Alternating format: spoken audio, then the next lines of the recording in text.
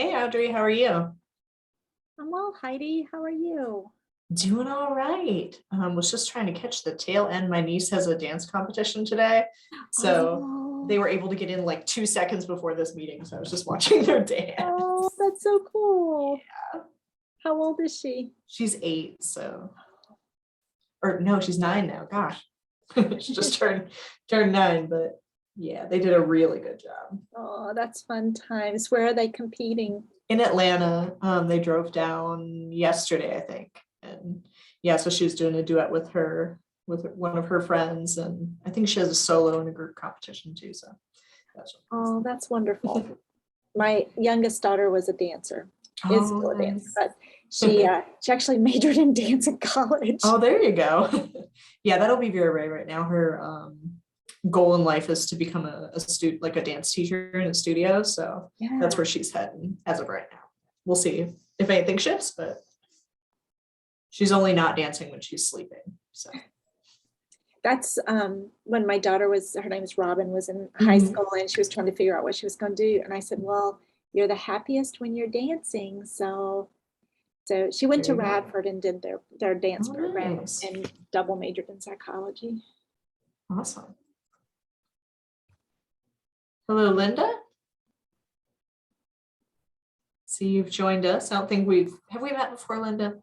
I don't think so, and I apologize for not having my video on. My internet is no worries today, and there's a couple other of my housemates who are needing to zoom into meetings. So I said that since mine was less urgent, I would keep my video off. Yeah, I'm in the history department. Oh, wonderful. Good to meet you. I know I've got. Okay, nice to meet you. I know I've got a couple of colleagues. Asa Eager is an experienced leader of study abroad, and I think Jamie Anderson is going to do it for the first time this year. Yeah. Yeah. Awesome. Hi, Jen. Long time no see. And I had toyed with it. Sorry, go ahead. I was just saying hello. Keep going, Linda. No, I was gonna say I had toyed with it a number of years ago, and then I guess it wasn't probably 3 years ago, and then of course everything's been in disarray. But I'm curious to kind of begin to think about how it might look going forward. Yeah. Well, you come to the right place. So great. Well, I appreciate y'all having this session. Oh yeah. Awesome. And hello, Cerise. How are you? Hi, how are you today? Doing all right. Welcome to the session. I think we've met like once before, but I wanted to say hello. Yeah, looking forward to it. Thanks. Awesome. Yeah, and we'll wait just maybe another minute for folks to come in, but other than that, it'll be a pretty casual session. I do have a PowerPoint presentation. I know we have a couple of faculty who have led programs before. We have a couple of faculty who are looking to lead programs, so I think it should be a good mix of things. I will let you know, Audrey, that we are kind of going over the processes of developing a faculty-led program. So if at any time you need to leave or tune out or want to offer kind of your experience, I would invite you to do that as well. Yeah, but I appreciate y'all coming. I came out real stubborn. I'm not even from the South. It's rubbing off on me. All right, well, in the interest of time, we will go ahead and get started. We can probably start with introductions. I know we're kind of talking a little bit, but I'm Heidi Bratz, I use she, her pronouns, and I am one of the 3 assistant directors for study abroad exchanges here at UNCG, focusing primarily on faculty-led programming, so helping faculty like you develop and lead short-term study abroad experiences for groups of UNCG students. So very excited to be here with you all today. If we could just go around, you could share your name, pronouns, department, and then if you've led a faculty led program before, give us a little bit of information about that, or if you're planning to lead one, kind of a 2-sentence summary of what you might hope to do, and then giving you a lot to do, and then one thing you're hoping to learn today. So I'm just going to go in the order, call on y'all in the order in which I see you on my screen. So Audrey, would you like to go first? Sure. Good afternoon, everyone. I'm Audrey Snyder. I'm faculty in the School of Nursing, and I have a study abroad led program approved for the countries of St. Kitts and Nevis for summer of 2022. Was approved previously and before that, and we're hoping to go this year. I've led a similar program at previous universities, and our focus is on public health and disaster preparedness. And my pronouns are she, her, hers. Thank you. One thing you're hoping to learn today? And I'm hoping to learn if there's something different that I would need to do. I'm responsible in the School of Nursing for helping other faculty when they're interested in developing faculty-led programs. So I want to see if there's any new tidbits or things I can pick up on. Awesome. Thank you. All right. And I just remembered to make an announcement. You probably got the announcement when you came in, but I am recording the session for the folks who can't join today. So if y'all would like to change that, just let me know, but we are trying to record it so we can pay it forward to the folks who aren't able to join us at this time slot. So Jen, you're next. Hi, everyone. I'm Jen Mangrum. I am in elementary education. I have taken 2 faculty-led trips to Finland, to Oulu, Finland. I had a third one that we were going to leave on March 17th, 2020. And so on, I think that Monday, the 16th or 15th, we had to call it off. I'm hoping to go again in 23. And so because it's been a year or two and I have senior moments, I just want a refresher, particularly on details around applying. If we don't have that, everything will help me, I'm sure. I go by she, her, and hers. Did I forget anything else? I think you're good. Okay. Thanks so much. Linda, would you like to introduce yourself? Yeah, and I'm going to try to start my video briefly. See if it works. I was saying we've got some internet connectivity issues here, but it seems polite to at least show my face briefly. I'm in the history department. I have been interested in doing this for a number of years. In fall 2019, I was thinking that was a good time to really step up and then so I can sympathize with Jen, although I didn't get as far as you did. Audrey, I was interested in your experience, and maybe you and I can chat later, because I'm an historian of the Caribbean. I've lived in the Caribbean. I've lived abroad throughout my childhood and professional career in several different places, and I would love to help our students get the experience a little bit more. And one of my specific questions is, I have some experience and contacts in the U.S. Virgin Islands, and I'm wondering if that's technically not abroad, but on the other hand, going there would be easier because of students wouldn't have to get a passport. So I'm wondering to what extent that is an option. And I'm just here to learn anything I can learn. Thank you. Yeah, that is interesting. I might have to get back to you on that because we haven't done like domestic study away programs, but that would definitely be something worth exploring. I know a lot of students are interested in kind of U.S. territories like Puerto Rico, U.S. Virgin Islands. So I think there would definitely be interest. So thank you for sharing that. And finally, Cerise. Hi, good afternoon. I'm interested in learning as well about the faculty-led study abroad opportunities for perhaps one in the future. When I first came here several years ago, about 2009, I wasn't our faculty-led program, but I was able to tag on to someone else's from another university to explore some options for, I'm in communication studies. So we went to Ghana, which is the first place I studied abroad. And I also affiliate and am the former program director of African American and African Diaspora Studies. And I was also wondering about some, I guess not abroad, but domestic ones, because there are some interesting connections with communication and culture, particularly in the African diaspora and places like Puerto Rico as well, which I know technically isn't abroad, but would be more feasible than maybe going to Ghana without all the shots and visas and whatnot. Mm-hmm. As an undergrad, I've also studied abroad in Quito and Cuenca, Ecuador, and then in Cambridge, England. All faculty-led trips. Awesome.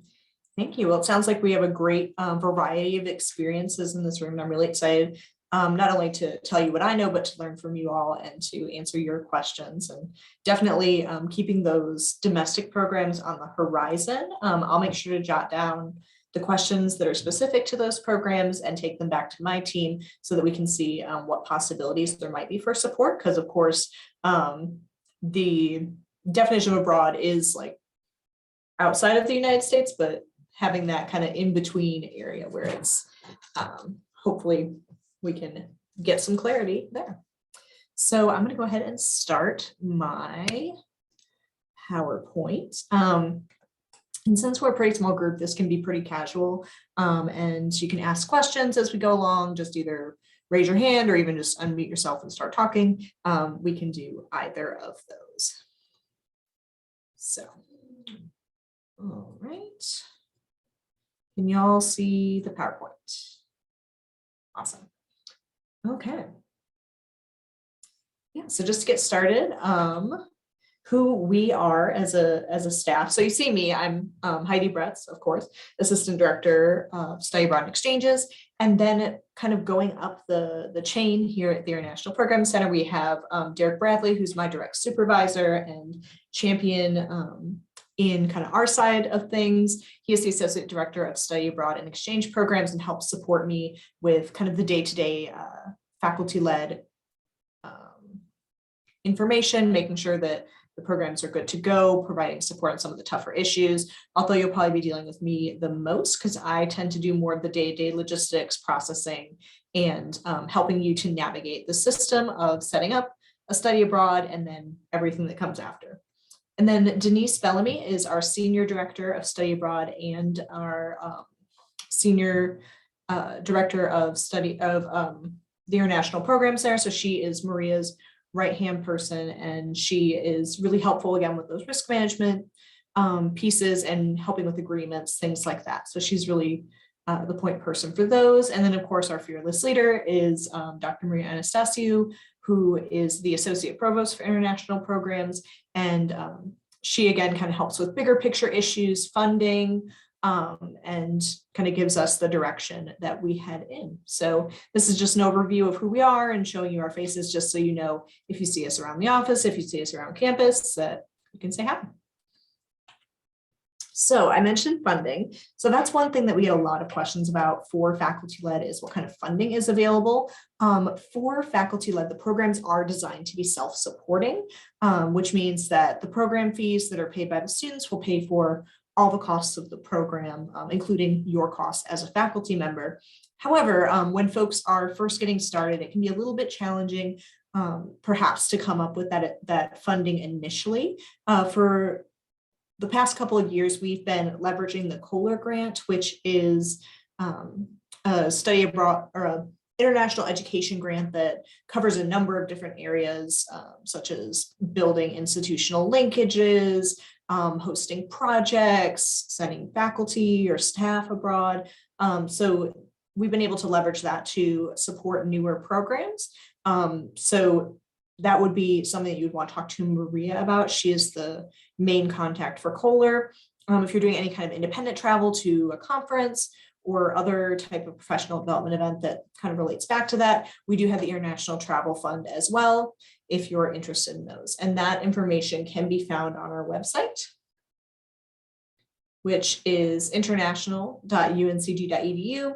And under faculty and staff, you'll see a lot of different resources, but funding for international initiatives will tell you more about that Kohler Grant, about International Travel Fund. Kohler also helps with research, funding, special projects. So definitely take some time and go through that because it'll be helpful for you. All right, so faculty process and philosophy overview. So of course, this is a kind of the biggest group project you've taken on in a while. So this is something that we are very involved with as IPC, but also you and your department chair are going to work very closely as we create these study abroad programs. So we do like to have a first meeting with you, your department chair, and the IPC staff that I mentioned earlier.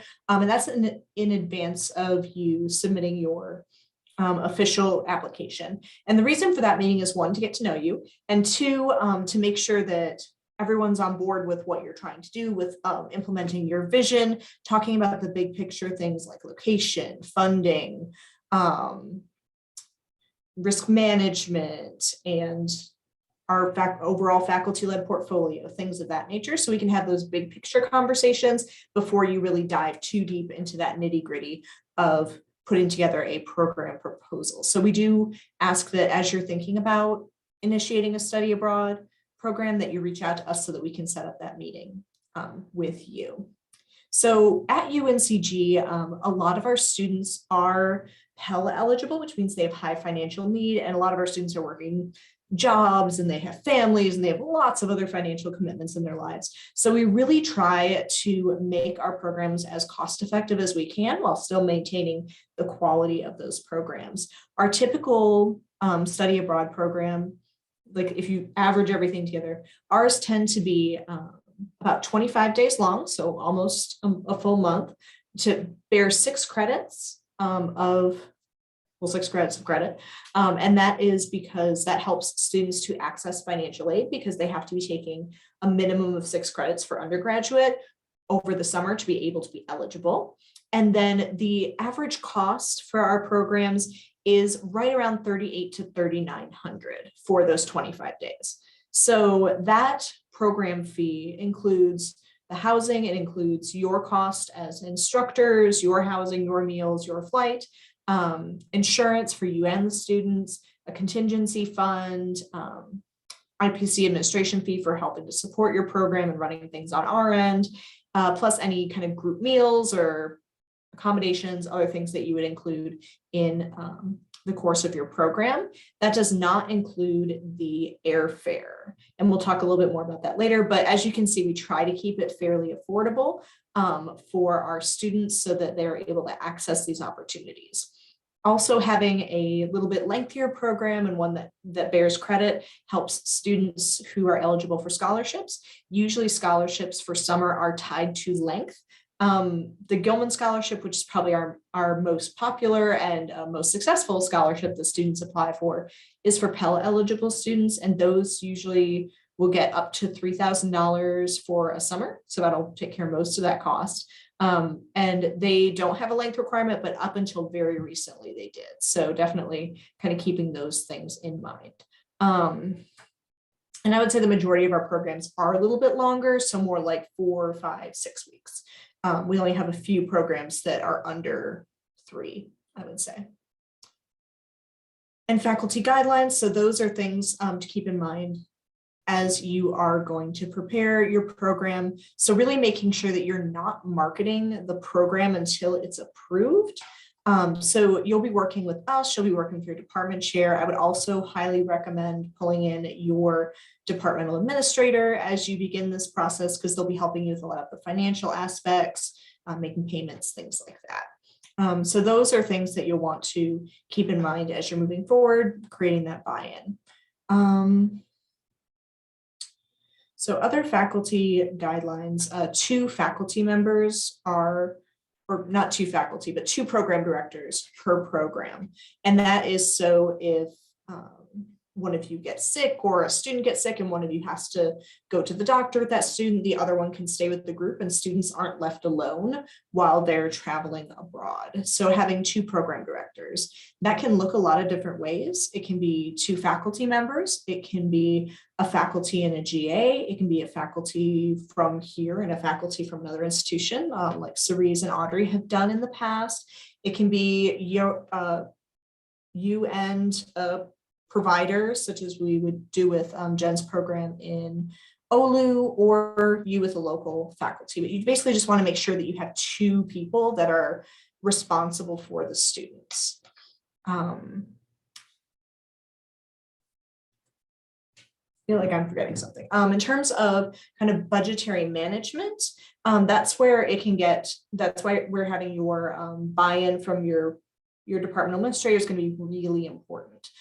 So with these budgets, IPC kind of helps you to navigate the centralized parts of the process with the university. So we help with course loading, we help with making sure the students are registered, we maintain a database for risk management purposes and tracking, we help you build your program application, we do all those kind of centralized things. The budget is actually something that is owned by your department. So the department that is sponsoring the program is the department that has fiscal responsibility for the program. So what does that look like? So that means that you'll work with me in helping to develop a budget. So I'll help you kind of flesh that out as you are planning your program, figuring out what costs you might want to be thinking about and what is and is not included in your program costs. And I have spreadsheets upon spreadsheets to help you with that. Once you have that budget, you'll work with your departmental administrator to make prepayments in advance, to settle invoices, book travel, things of that nature. The way that we have set up the payment structure is you will have an account that you'll identify for that specific program. That'll be a non-state trust account. And so once you've established that, then you'll be able to make prepayments for your program after you've figured out how many students are going to be going on it, and reconciling that after the student payments have been applied. The students are charged for the full amount to their student account for the term that they are abroad. So if they're abroad for summer, they'll get charged during the summer term, and then that will funnel the money to your department. The good thing about that is if you do end up with any type of a program surplus, say you had budgeted for 10 folks and you end up really having a banner recruitment year and you get 20 folks and you have a bunch of money left over, you have a couple of options of what you can do with that because your department is in charge of that budget. So you'd be able to potentially add on an extra excursion, get another group meal, or you can keep that money and use it for future emergency funds or to help offset future faculty expenses. Or you can even refund it to students. If it's like $300 or $400 a student, you might want to give that back to them. So that'll give you a little bit of flexibility with that. All right. Yeah, things to keep in mind, just make sure that you're not marketing to students until you know that your program is approved. And how do you get your program approved, you asked? We actually run it by the Study Abroad Committee. So the Study Abroad Committee is appointed by the provost to serve as kind of the community, the body that makes sure that we are providing safe and quality study abroad programs at all levels for UNCG students. And there's a specific subcommittee there that will review applications for new study abroad programs to make sure that they're fitting all of our requirements. If they have questions, they can come back to you with those. And they're the ones who are responsible for reviewing that information. And then, of course, a note that we do have an international travel policy in place, and of course, a number of IPC procedures. So making sure that your program fits within those parameters. With health and safety, especially now in the time of COVID, we've really been monitoring that very closely and have been setting go, no go dates for these programs well in advance so that you're not like putting down lots of money and then having to cancel. And we're hoping to avoid the Monday before your program getting canceled. We're hoping to avoid that. So we're keeping a very close eye on all of those metrics and making sure that you all are making informed decisions about where to lead your programs and when. So I'm going to pause there and check in with y'all to see if you have any questions. Are most of the experiences designed to be in the summer, over the semester, or how do they usually work in terms of timing? Yeah. Academic calendar? So that's actually a great segue into our next point. Okay, well then never mind. You can get to it. No, I'll answer your question through these next two slides. So I asked because you were saying that it comes by the student tuition. So I know like some of them, they have funding during the academic year and some don't in the summer, but they may have more free time in the summer. So I was just thinking about when's like the best way to do something like that. Yeah, that's a good point, balancing that. So we do have a number of programs that run as what we know or what we call on-model courses, which basically means that they run during the academic year, either in the spring, winter, or fall.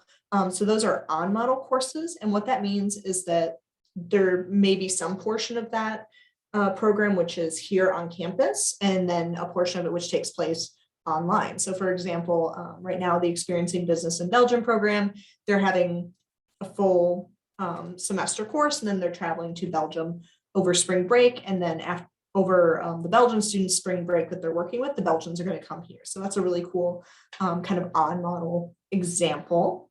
And I think I said mine too, right? Yeah, and yours is as well. So ours is an extension to student Yes. teaching. Mhm. And so once they've met the requirements of student teaching, as far as the state goes, which is 6 weeks, we then go and extend it in Finland. Mhm. Yeah, so we have a few programs that do that. We've had some that run over winter break, which is technically part of the spring semester. So we have had folks then. With on-model courses, there are quite a number of things to consider. Just with the shorter break periods tend to be supportive of kind of closer destinations. So if you were looking somewhere close, like in the Caribbean or Latin America, it might be a little bit more feasible. But it just kind of depends on whether or not students could get there and back in a reasonable amount of time. I mean, I was gonna say, I probably wouldn't recommend going to Southeast Asia, but we had a program that went to Southeast Asia over winter break, and they actually got to spend Christmas in Bali. So, I mean, you never know.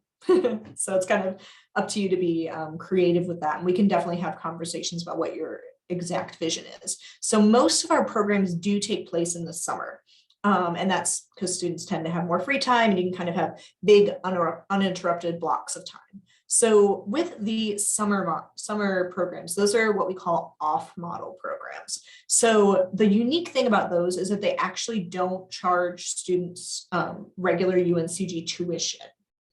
And they don't garner FTEs for y'all. So that's just something to know as you go into this process. The compensation for the faculty is built into the program budget. So that would be your cost to get there, your food, your hotel, your insurance, and then a stipend. If you would decide to take a stipend, most of our faculty do. We recommend kind of looking at your budget, and with the cost per student, we recommend keeping it for the summer right around 1,200-ish per student for the faculty costs. The reason for that is because it's roughly equivalent to what they would pay for 6 semesters of on-campus instruction during the summer. So that kind of is how that works. And those costs are paid by the students.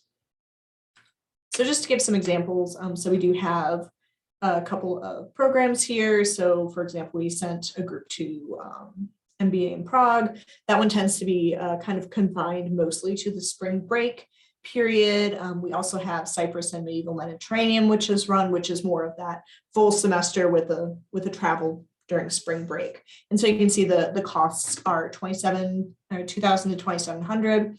With those, because they are an on-model course, though, you wouldn't put a stipend in your budget. They would also be paying tuition on top of this. So for undergraduate students, anywhere between 12 and 18 credits, they pay the same amount of tuition. So that can be a way to kind of neutralize that cost, essentially. But for graduate students or students who are pushing over 18 or who are under 12, they may have to pay per credit hour for that course. So just something to consider.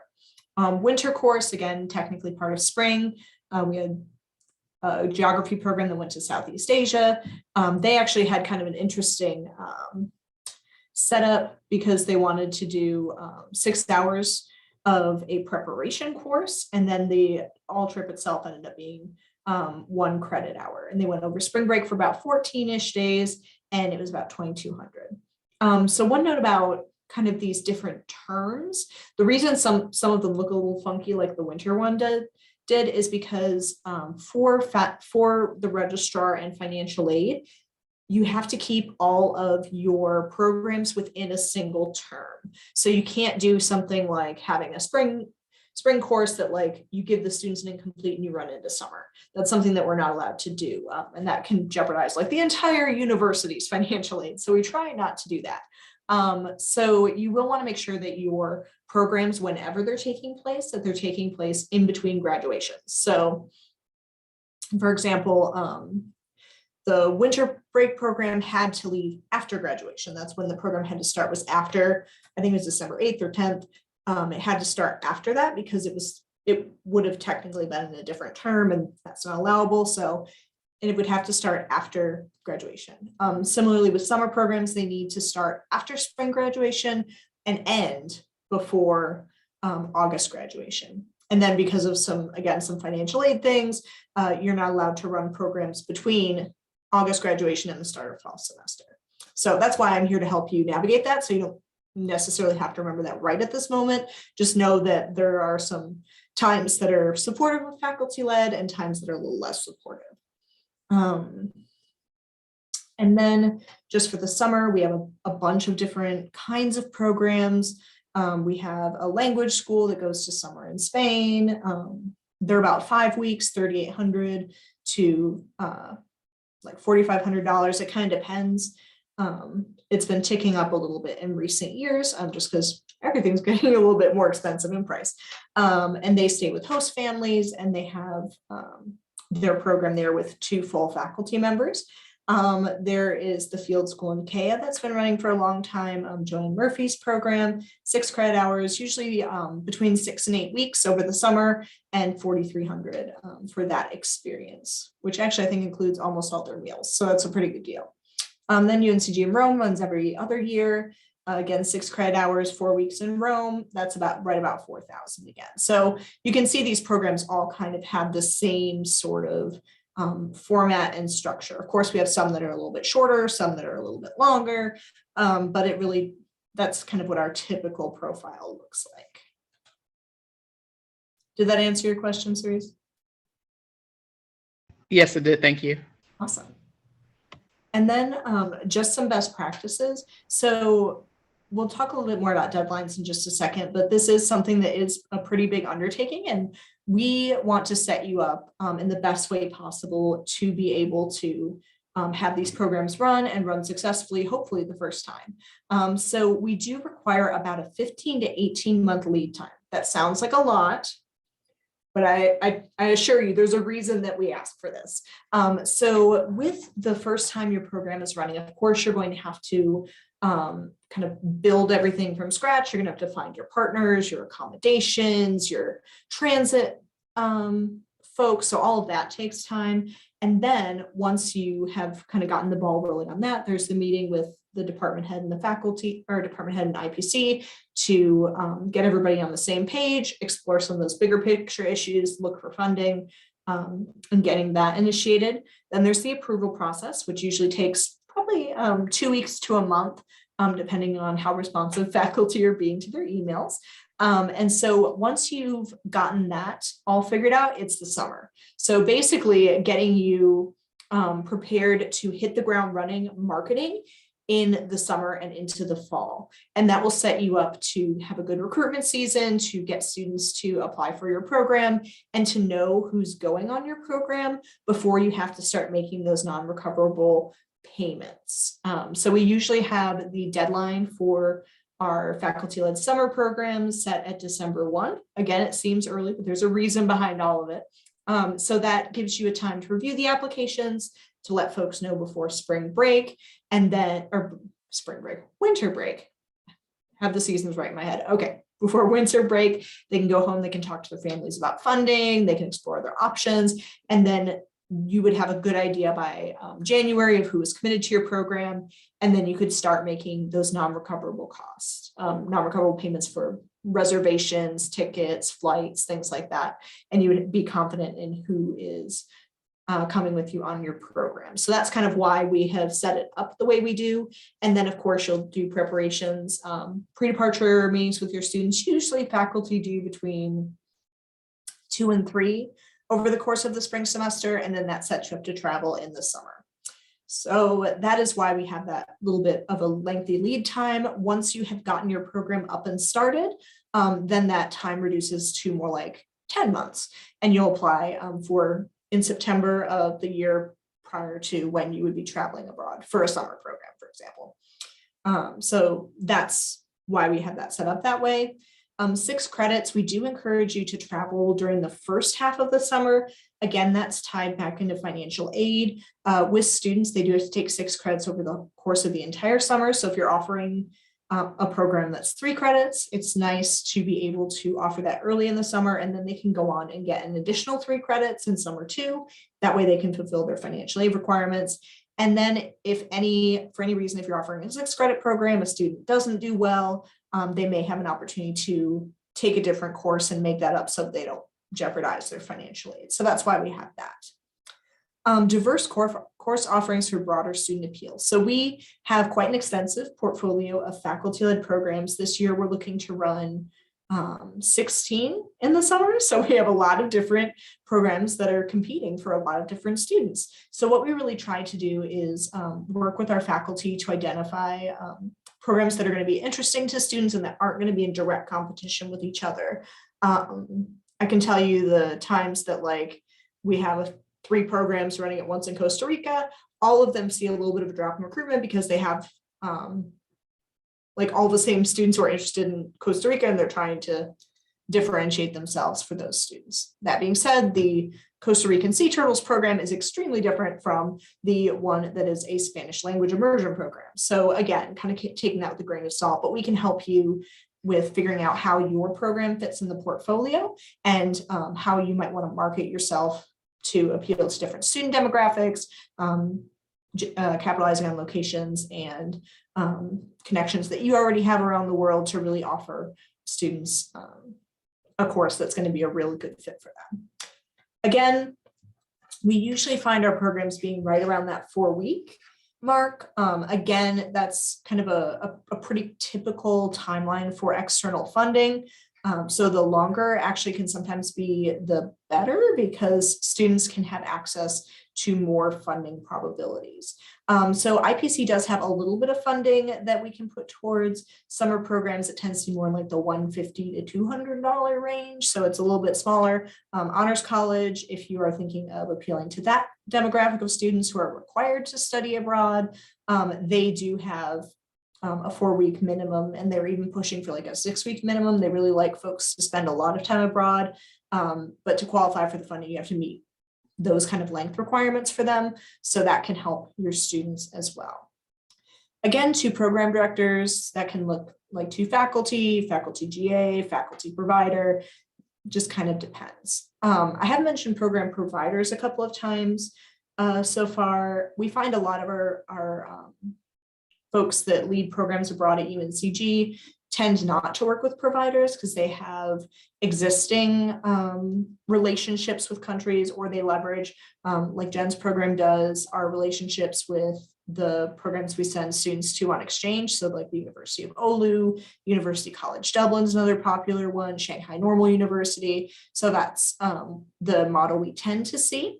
We do have programs that will work with a provider though, who will help them with program logistics. They'll offer more package deals. They can help with kind of on the ground bits and pieces of the programs. So we've had faculty working with Barcelona SAE, which obviously focuses on Barcelona, ISA, which does a lot of different programs all over the world. And in Costa Rica, CPI is a very popular one. So we do have some folks that work with providers, but we do find that working with providers tends to drive the cost up just a bit. How much depends on which provider you're working with and how many services they're providing, but it's kind of a cost benefit analysis because usually those programs will provide more infrastructure, they'll take more logistics off your plate, and a lot of them do come in handy when it comes to risk management as well, because then you have a partner right on the ground that can help you out should something go wrong. So just something to think about as you're moving forward. And again, keeping the airfare separate from the program costs. And that kind of has 2 different reasons. One, not putting all of the liability for the program airfare cost onto you. And then if students were to withdraw from the program, you'd be on the hook for their plane ticket. We don't want that to happen to you. So we do find that having it separate and having students book their own travel tends to work better.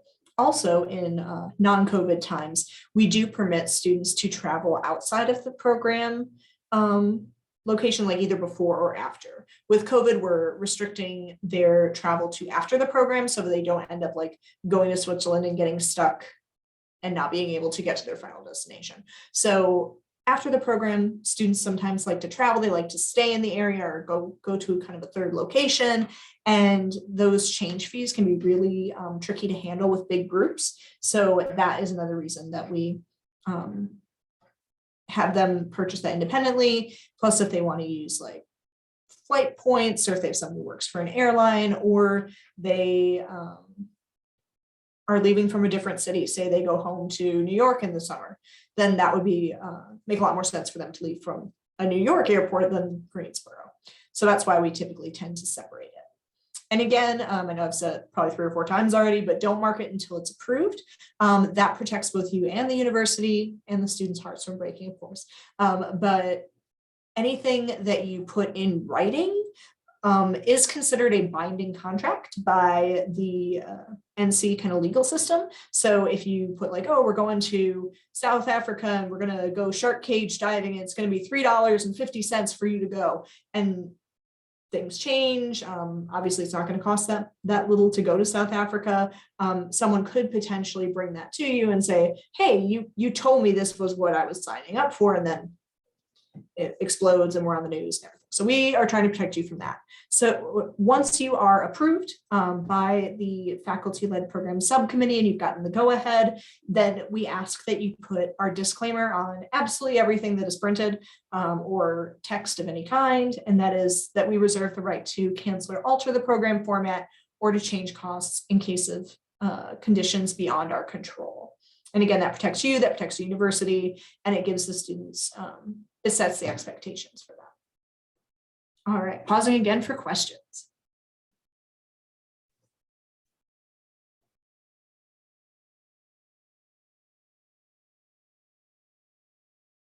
All right, we'll move right along then.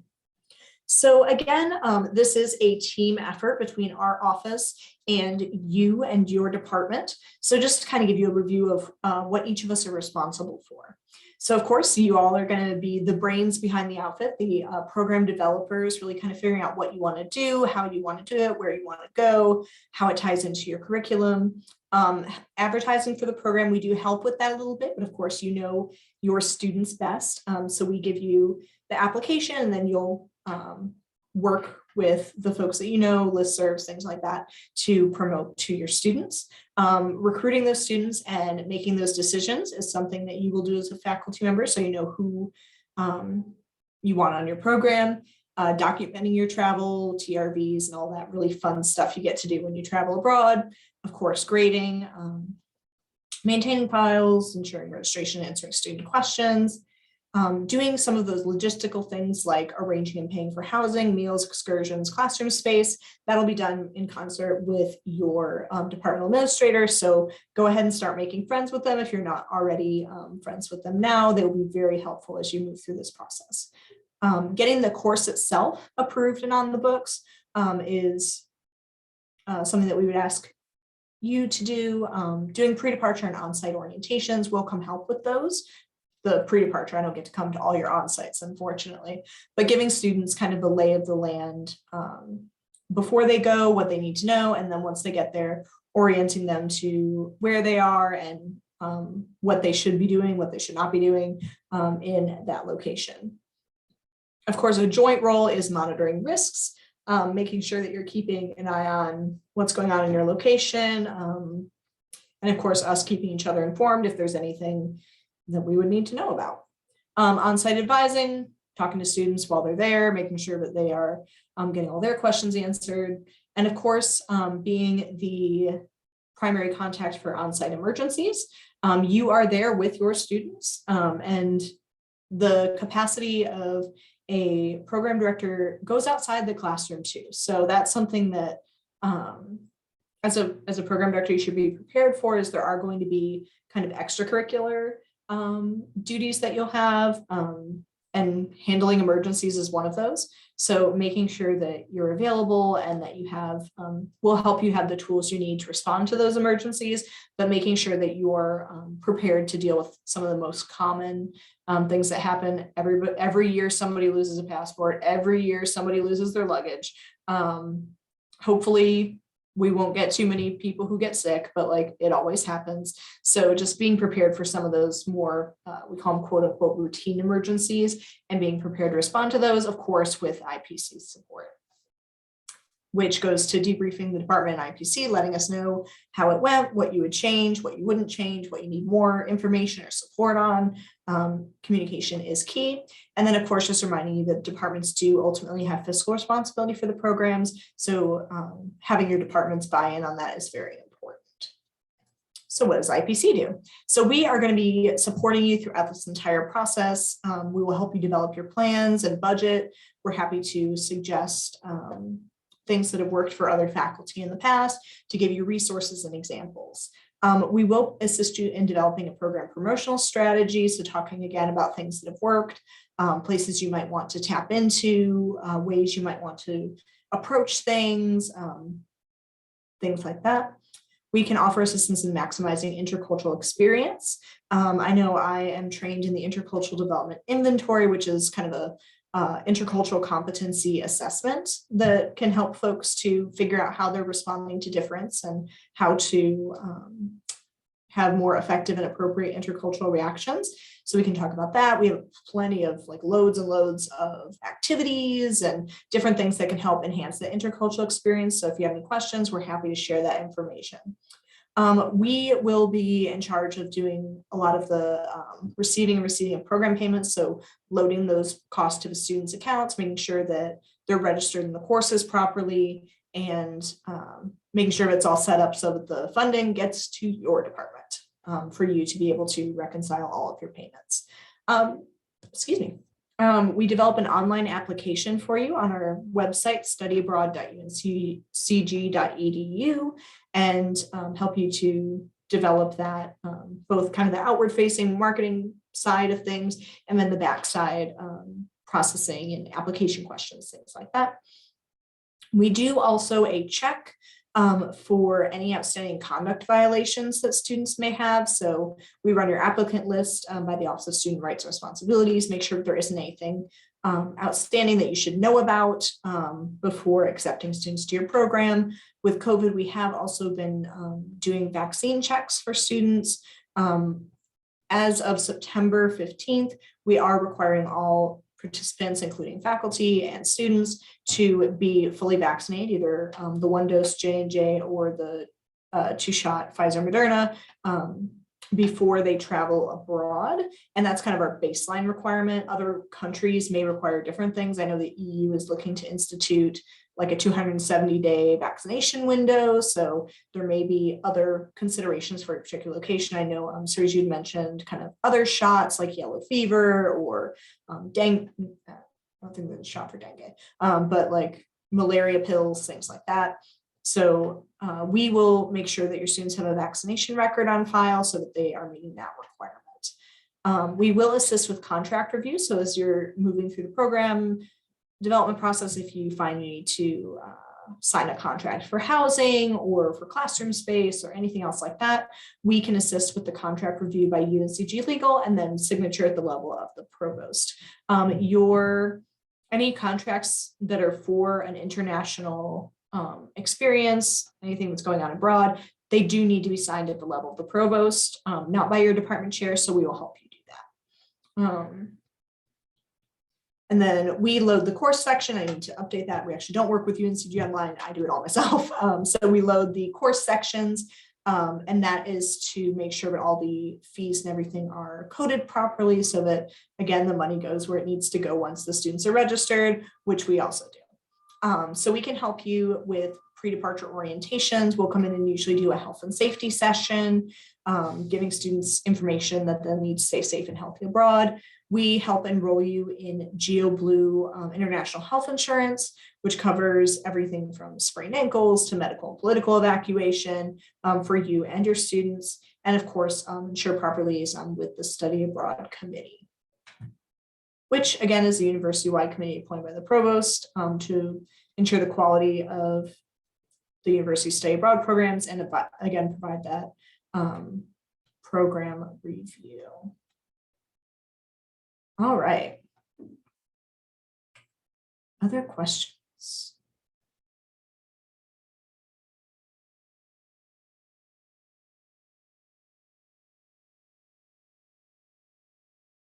All right. And I will say one more thing about the budget that I think I didn't mention yet is that when you're building your program budget, one of the best practices is to budget based on the minimum number of students that you would need for your program to run. The reason for that is because you want to make sure you have all your bases covered. The program should be self-supporting.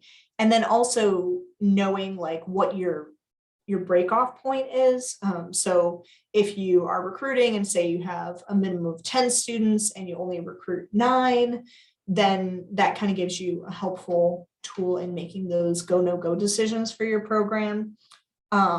It may be that in some cases, especially in the first year, that departments may elect to run kind of with fewer students than their minimum.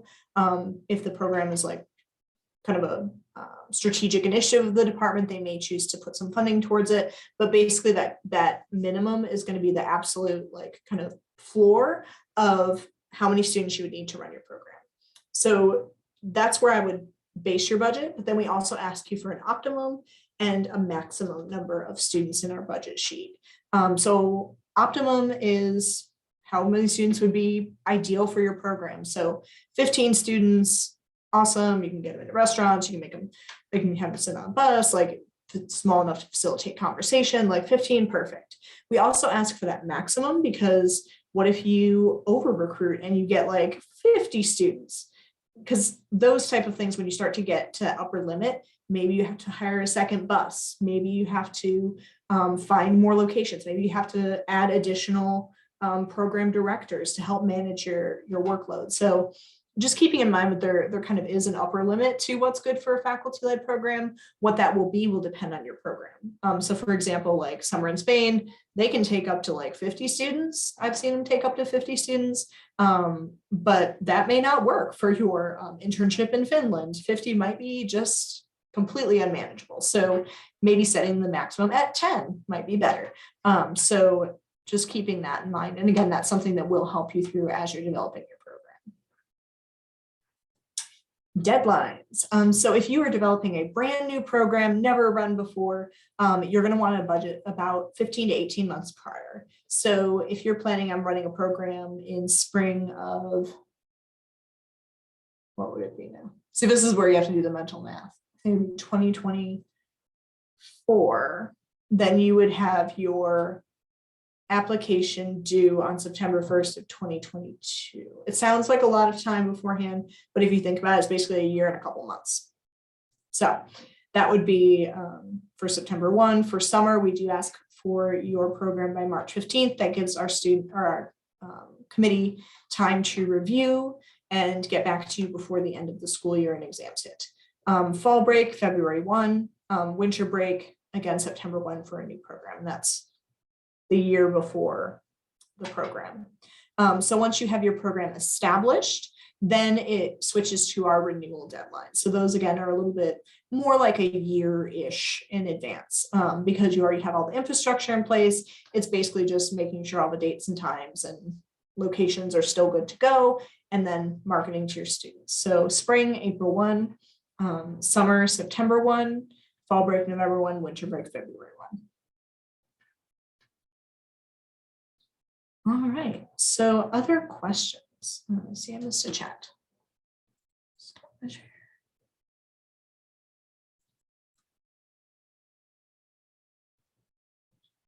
All right. Any questions, comments, concerns, thoughts, hopes, and dreams? Are there any other like pitfalls to think of to avoid? Because the one that I tagged along, we had a couple of issues popped up. One, a student spent all her money in 2 days. And then this is in 2009, might be easier now, but it took 3 days for her parent to Western Union her some money. It's not as fast as it is. Oh, gotcha.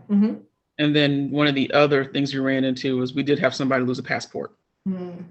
Yeah, so that'll be a lot of it kind of comes in the preparation, both of students and of kind of your knowledge going into the program. We have had students lose passports. Thankfully, a lot of our programs, again, kind of thinking of where your program is in relevant location to like an embassy, and knowing where the embassy is and having their contact information handy can really help with having those. When a student loses a passport, you have the information on hand. IPC also collects a copy of all student passports beforehand, along with some other health and safety information. So we'll always have a copy on file, which definitely helps when you're trying to get another passport issued for students. And usually they can do emergency passports fairly quickly. In terms of kind of student self-regulation. That's probably one of the biggest questions we get, not only with money, but also with food and going out, and alcohol is very available abroad, and all of those things can potentially cause issues. So we do have a number of recorded sessions, a number of resources that we provide for kind of managing student behavior and expectations while abroad. And of course, we're happy to kind of put the fear into your students if you need us to. I know with the geography program, they used me as like kind of the stick to be like, oh, Heidi wouldn't like that if you were doing that abroad, so feel free to do that. But in those cases, that's kind of why we have a contingency fund. Of course, we'd have to navigate if that would be a kind of appropriate use of those funds, because I mean, you don't want your student to starve. But that's why IPC is here for you. We can basically contact us whenever. We always have an IPC staff member available. You just call the UNCG police, let them know you're abroad, and they will connect you with whoever is on call. So we are available 24/7 for you. Thank you. But yeah, that sounds like a stressful situation. Yeah. Other questions?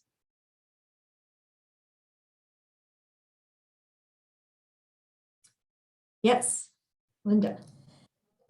Yeah, but this has been very, very helpful, and I'm unfortunately need to run to a 3:00 meeting. But I'm wondering sort of what you recommend as next steps. At 1 and 2, is there, I know there are 2 people in my department who have done this, but to very different parts of the world. And I think Audrey, I'm gonna follow up with you about the Caribbean, because I think that's interesting. But I was just wondering if there's a way that you can put us into contact with people who have lots of experience doing this. Yes, so we can definitely connect you with other program directors that have done this before, and they can give you their information. I know we've been doing mostly for current program directors, but I'm hoping next year to kind of expand it to all interested current, future, and past program directors to kind of do more peer-to-peer interactions. So talking about different aspects of study abroad, managing behavior, talking about budgets, things like that. So definitely pulling on your peers, we can connect you with folks. And then I just chatted a link to our Canvas site. So that's where I will upload like this presentation. There are a bunch of other presentations. There are notes, there are forms and guidelines and handbooks and all sorts of stuff to get you started. But we can definitely pair you up with someone who is a veteran that can help you navigate it for the first time. Thank you so much. I really appreciate it. I need to pop out, but I really appreciate this. Thank you. Okay, thanks for coming, Linda. All right, other questions from y'all?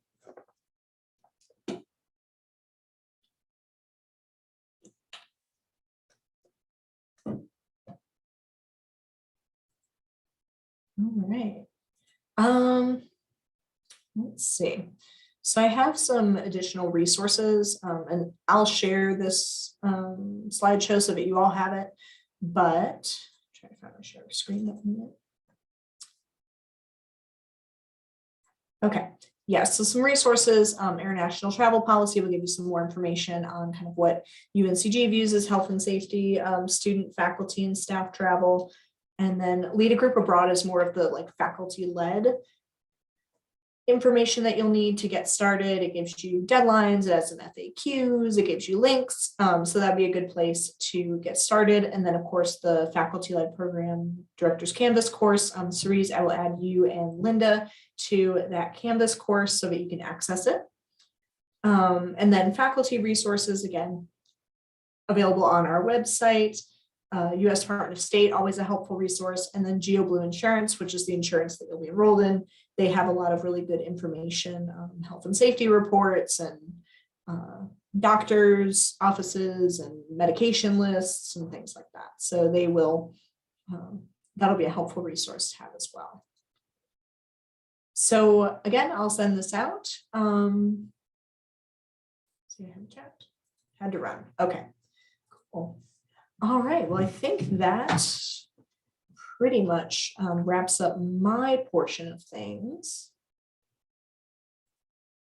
So were there any questions that I did not answer for both of you?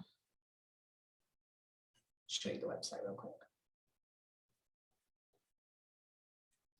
Yeah, and Cerise, I will say I'm excited about your program. Oh, hello, it's just us two now. I will say I'm excited about your program because I feel like Africa is really underrepresented in our portfolio, and a lot of students are interested. And Ghana is an easier one because it's an Yeah. English-speaking country, and surprisingly, I studied abroad there when I was 14. Oh, wow. British English. When I went back in Wow. 2009, it had been very quickly Americanized. So I think Gosh. it's easier to navigate Mm-hmm. for students because it's an English-speaking country, which is some other countries are a little more challenging. Yeah.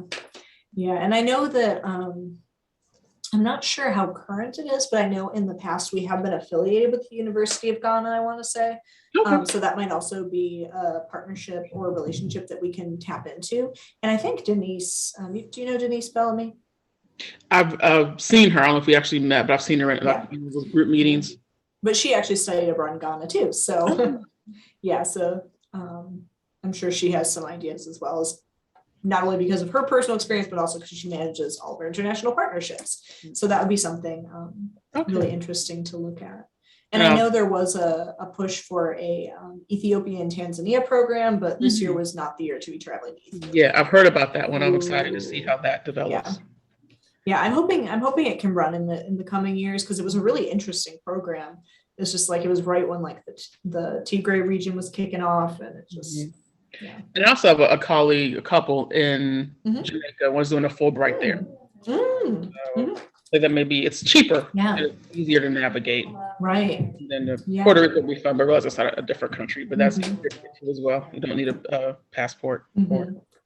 Yeah, and I will check in with my team about kind of study away programs. And I know we haven't traditionally supported those because they're not abroad. Right. But I know with some of those places that are outside of the continental United States, they feel a little bit more like abroad. So I'm not sure exactly where that line is in terms of kind of what we can offer for support and what we would require in terms of health and safety and things like that. So that would be something to look into. Yeah, those are just ideas I'm thinking of. So I don't really have as many connections in Puerto Rico as I do in Jamaica and Ghana. Yeah. In Jamaica, I think we haven't had programs go to Jamaica. I know there are some kind of health and safety concerns there, but if you have connections, maybe we can kind of mitigate some of those so that we can send students there. So, and I guess one of the things that's come out of COVID is kind of an appreciation more for the nuance of health and safety abroad, and kind of how that is reflected in the State Department ratings, because sometimes they can be a little bit, I don't know, sometimes you have a few questions about it, but the whole world is almost a level 4 right now. So, I mean, that is not really reflective of the relative risk of different places. So the good thing is we now have kind of a more nuanced approach to those types of things. So I think that'll be helpful. Well, that's good. Great. Well, thank you. I appreciate you doing this today. You're welcome. Thanks so much for coming. And I will, again, add you to the Canvas course. So you should get, I think, a notification that I've added you.